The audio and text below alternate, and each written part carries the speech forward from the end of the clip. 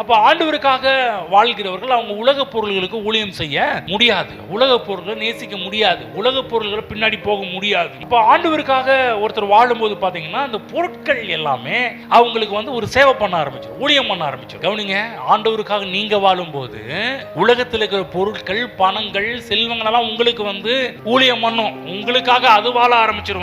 ஆகவே இது தேவன் வச்சுக்க ஒரு ஒழுங்கா இருக்குது பாருங்க. இந்த உலகத்துல பொருட்கள் நமக்கு ஊழியம் செய்ய வேண்டும். கவனிச்சுங்க, பொருட்கள் உங்களுக்கு ஊழியம் செய்யணும், நம்ம பொருட்களுக்காக ஊழியம் செய்யக்கூடாது. பணம் நமக்கு ஊழியம் செய்யணும், நம்ம பணத்துக்காக ஊழியம் செய்து கொண்டிருக்கவே ஊழியம் செய்யக்கூடாது.